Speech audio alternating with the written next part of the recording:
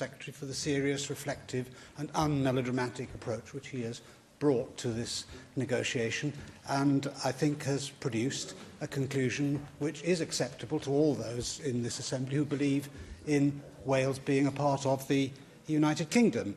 I said at an early stage that the Welsh Government's approach to this by promoting a continuity bill was not necessarily a position which would be expected for any member of UKIP to go along with, but I was prepared to give them the benefit of the doubt that it wasn't a delaying tactic to try to avoid the consequences of the referendum, and I'm pleased that today's announcement fully justifies the confidence that I had in the Welsh Government in that task. Of course, I realise that those to the left of me on these benches will not agree with what I have to say on this, but I appreciate that that doesn't give Plaid Cymru all that they would like to see, and that there is a certain element of confidence that the UK government will not resile from the promises of good behaviour, can I put it that way, which are included as part of this agreement. And I do think that if in due course there were to be an attempt on the part of the UK government to launch a power grab, that would provoke a constitutional crisis of a very serious kind.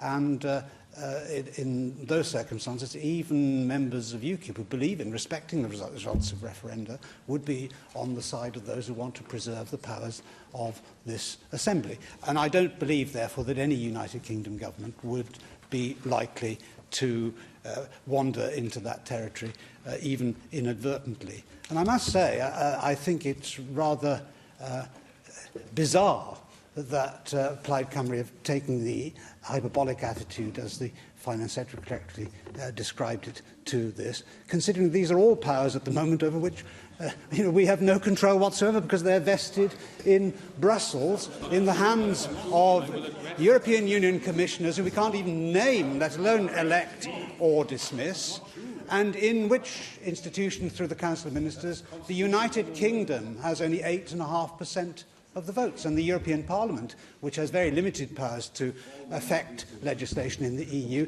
in the European Parliament, Wales has only 4 MEPs out of 750 odd. So there is a massive enhancement of democracy in prospect here, even if temporarily some of these areas of policy will remain in the hands of the United Kingdom government rather than being devolved to the Assembly here in Wales. Now, there are 3 aspects of this agreement which I think are worthwhile pinpointing on this point. In particular, the sunset clauses, which are referred to in paragraph 7 of the intergovernmental agreement, which really establish that these powers are going to be returned to the Assembly in full measure in a relatively short time.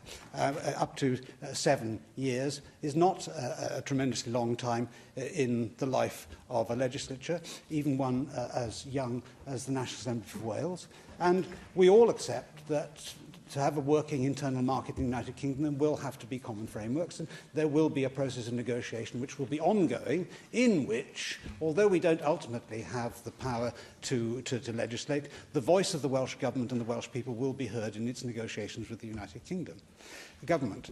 The second point I'd like to draw attention to is in paragraph 8 of the intergovernmental agreement, the last sentence of which says that the powers will not be used to enact new policy in devolved areas by the United Kingdom government. The primary purpose of using such powers will be administrative efficiency.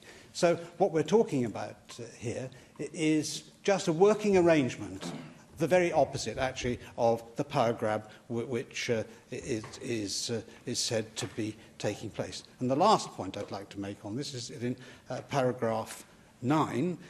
It says that the National Assembly of Wales, of course, can amend directly applicable EU legislation in all the areas that are not covered by that part of the agreement which gives the power of legislation to the United Kingdom government. So we will be getting powers back, even in this period of 7 years when we don't have complete control over these areas. So this is a great advance in democracy in Wales.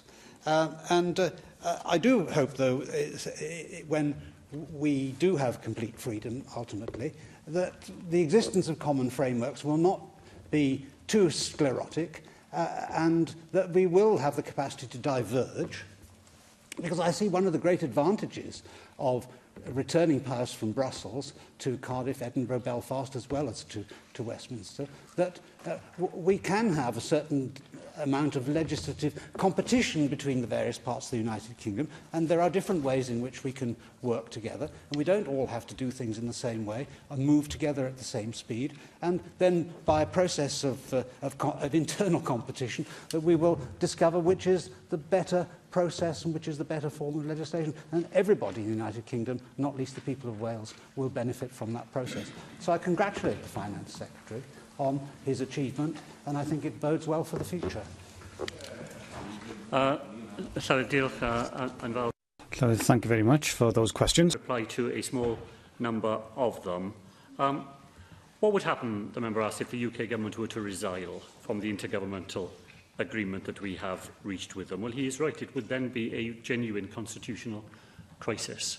I don't think that will happen, because I think I have to proceed on the basis that if a minister in another government, after many weeks and months of patient negotiation, comes to a conclusion which they have to seek agreement from all their UK colleagues to turning into legislation and into that agreement, when they have gone to all those efforts and it is codified between us, I think we have to assume that they mean what they say and that they will abide by it.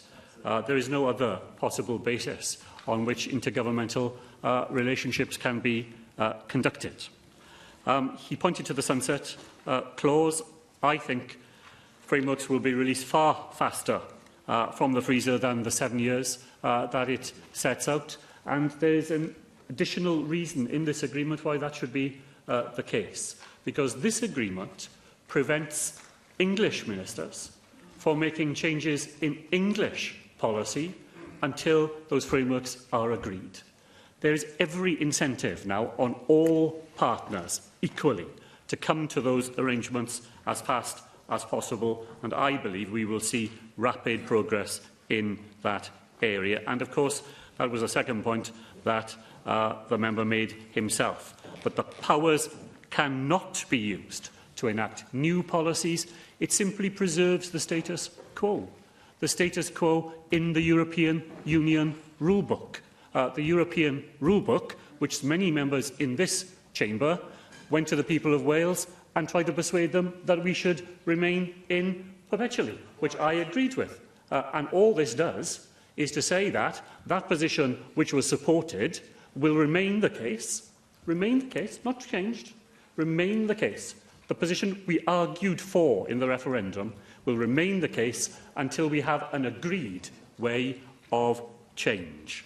And finally, he asked about what happens to the areas that are not being kept in the freezer. Well, he was right on that. They come back here immediately.